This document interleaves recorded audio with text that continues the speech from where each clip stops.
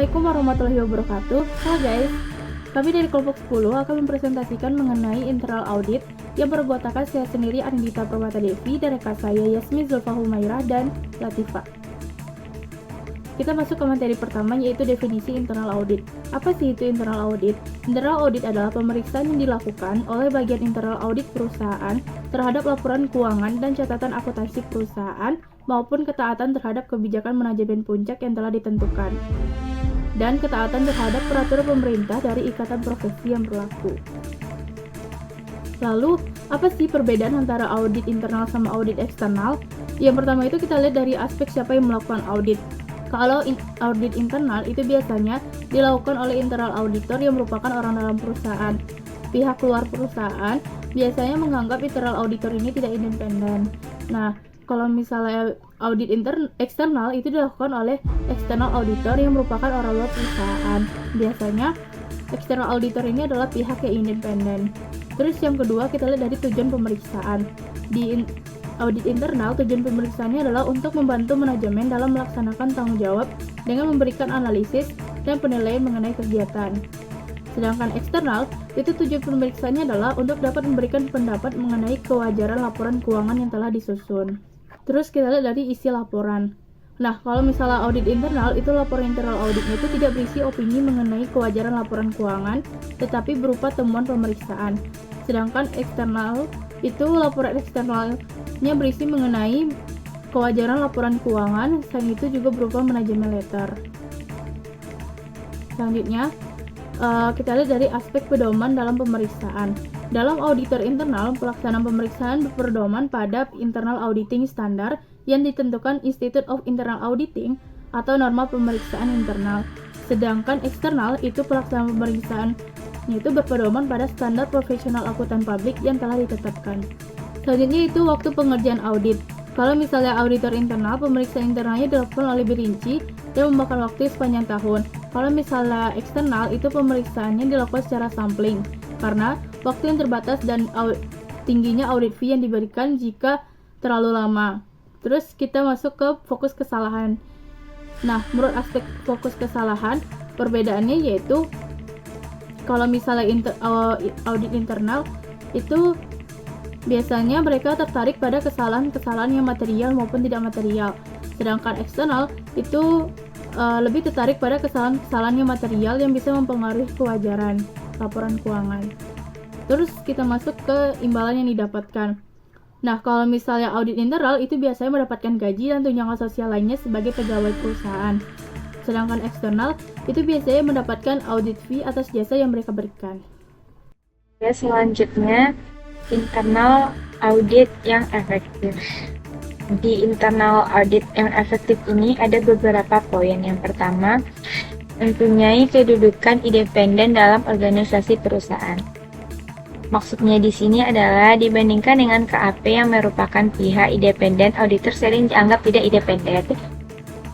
Yang kedua, mempunyai job description. Yang dimaksud job description adalah dari masing-masing internal yang harus tersedia sehingga setiap internal auditor mengetahui dengan jelas apa yang menjadi tugas dan wewenang dan tanggung jawab. Yang ketiga, mempunyai internal audit manual. Maksudnya di sini adalah yang menjelaskan kepada stafnya mengenai tanggung jawabnya kepada manajemen apa yang diharapkan. Yang keempat adalah dukungan yang kuat dari top manajemen kepada internal audit depth. Tanpa dukungan yang kuat dari top manajemen, fungsi internal auditor akan impoten atau seperti pasukan yang diperintahkan maju di medan perang tanpa dibekali senjata yang memadai. Jadi dukungan dari top itu sangat penting untuk internal auditor. Yang kelima, memiliki orang profesional bersikap objektif, berintegrasi dan loyalitas yang tinggi. Maksudnya di sini adalah untuk bisa bekerja efisien, efektif, dan ekonomis. Haruslah dipilih internal audit staff yang berkemampuan tinggi.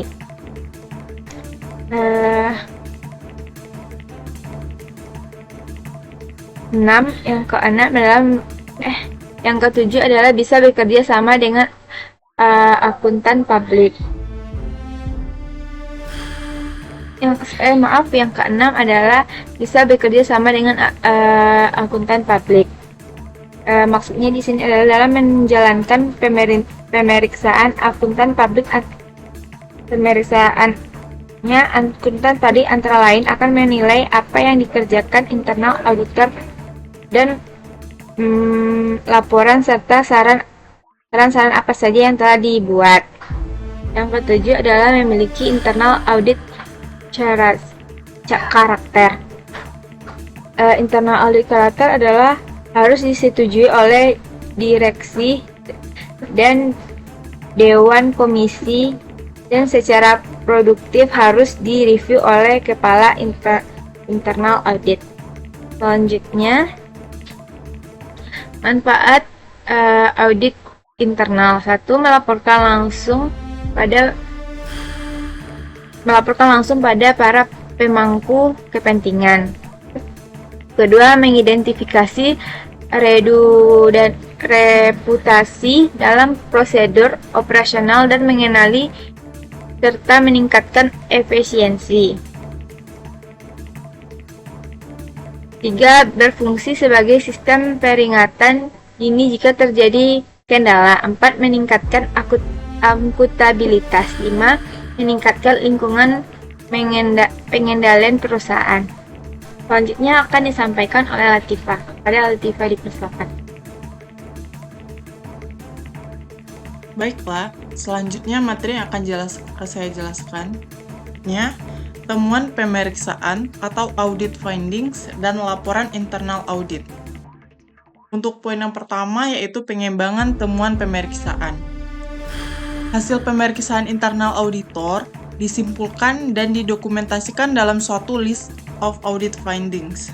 Kesimpulan bisa menyatakan bahwa tidak ada masalah atau kelemahan yang ditemukan, bisa juga menyimpulkan hal-hal yang memerlukan perhatian manajemen. Findings atau temuan bisa positif ataupun negatif. Temuan positif bisa menyebutkan bahwa tidak ada masalah yang ditemukan. Bisa juga menyebutkan kebaikan pengendalian internal yang terdapat di salah satu bagian yang pengendalian diterapkan di bagian lain.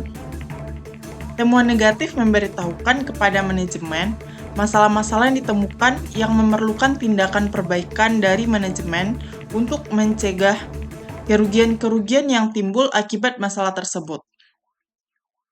Findings yang disusun dengan baik harus mencakup yang pertama itu ada kriteria, ukuran, atau standar yang harus diikuti atau kondisi yang seharusnya ada. Nah, untuk selanjutnya yaitu ada statement of condition.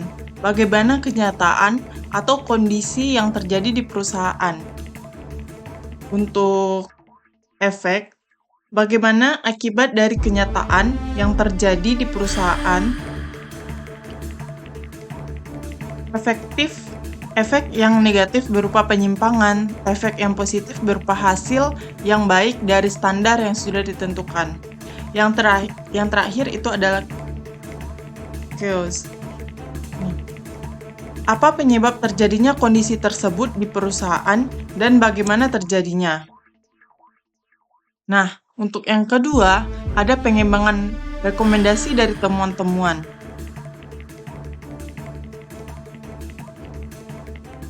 Findings dan recommendation adalah dua bagian yang paling penting dalam suatu internal audit report. Findings menjelaskan apa yang terjadi, sedangkan recommendation menjelaskan apa yang harus dilakukan untuk mengatasi kelemahan atau masalah yang dikemukakan dalam findings.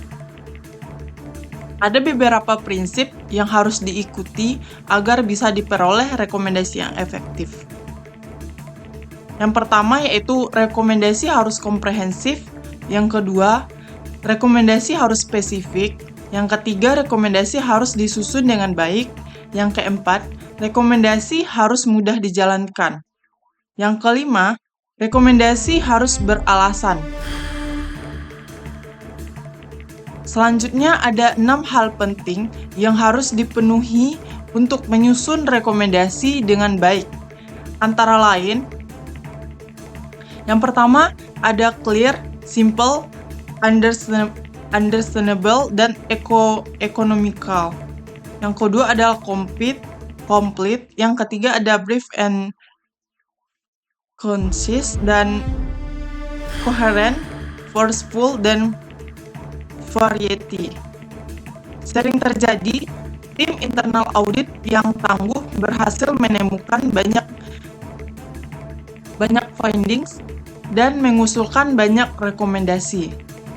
Namun, mengalami kesulitan dalam menyusun laporan yang baik dan bisa diterima manajemen. Hal ini antara lain disebabkan karena berikut ini. Yang pertama, adanya audit supervisor yang mempunyai kebiasaan untuk mencoret konsep laporan yang dibuat oleh auditor dan mencoba menyusun kembali dengan gayanya sendiri, yang bisa berakibat berubahnya inti permasalahan yang dilaporkan. Yang kedua, adanya auditor yang sengaja menyusun laporan seadanya, dengan pemikiran bahwa ada audit supervisor atau temuan manajer yang akan mengoreksi dan melengkapi hal ini, akan memperlambat penyesuaian laporan. Yang ketiga, terlalu banyak waktu yang dihabiskan untuk menyusun laporan. Ini disebabkan karena auditor berusaha untuk mencegah terjadinya kesalahan-kesalahan dalam laporan. Yang keempat, buruknya kualitas konsep laporan dan buruknya kemampuan auditor untuk menulis laporan dengan gaya dan bahasa yang baik. Sawyer mengusulkan 3 cara untuk memperbaiki report writing process. Yang pertama, tentukan standar minimum yang dapat diterima. Misalnya, dengan memberikan contoh-contoh dalam suatu buku pedoman. Yang kedua, komunikasikan standar tersebut kepada staf audit melalui pelatihan. Yang ketiga, ada laporan pengeditan oleh bagian yang independen atau dengan membandingkan laporan-laporan yang dibuat dengan standar tersebut.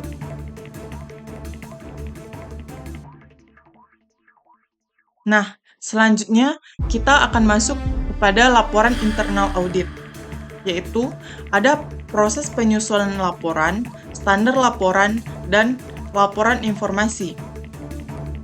Internal auditor harus membuat laporan kepada manajemen. Laporan tersebut merupakan suatu alat dan kesempatan bagi internal auditor untuk menarik perhatian manajemen dan membuka mata manajemen mengenai manfaat dari internal audit departemen. Untuk itu, internal audit departemen harus menyampaikan laporan yang objektif, clear, jelas, singkat tetapi padat, membangun, konstruktif, timely, cepat waktu. Kalau tidak ada internal audit departemen, akan kehilangan kesempatan yang baik. Nah, untuk standar pelaporan, Institut Akuntan Publik Indonesia belum menerbitkan suatu pelaporan bagi internal auditor. Standar profesional akuntan publik lebih banyak memberikan petunjuk kepada akuntan publik. Oleh karena itu, dalam menyusun laporannya, internal auditor banyak mengacu pada Standards of Reporting yang dikeluarkan oleh The Institute of Internal Auditor.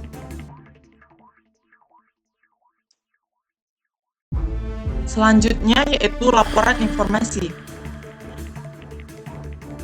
yaitu informal report biasanya disampaikan secara lisan, melalui telepon, atau dalam rapat pertemuan khusus, atau secara tertulis. Walaupun disampaikan secara lisan, sebaiknya didukung oleh data atau bukti tertulis atau catatan ringkas. Internal report yang disampaikan secara tertulis bisa pendek saja, berbentuk memo 1 halaman. Bisa juga panjang, berbentuk summary report yang didukung oleh penjelasan detail. Contoh laporan internal auditor.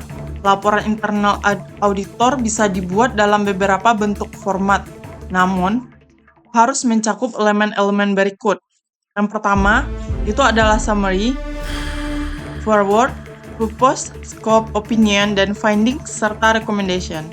Finding harus memenuhi beberapa kriteria summary, standar, fact dan effect, dan cues. Ini ada contoh kasusnya, yaitu pada akhir tahun, manajemen ingin memastikan bahwa nilai persediaan yang dilaporkan di neraca akurat. Tidak, tim audit internal memeriksa catatan persediaan fisik dan mencocokkannya dengan catatan akuntansi.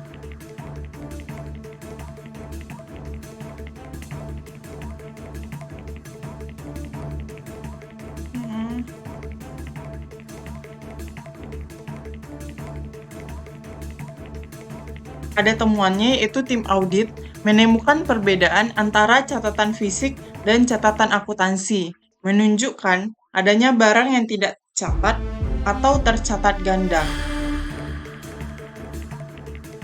Tim audit merekomendasikan penerapan sistem inventarisasi otomatis dan pelatihan bagi staf untuk memastikan pencatatan persediaan yang akurat. Di sini ada contoh laporan internal auditornya.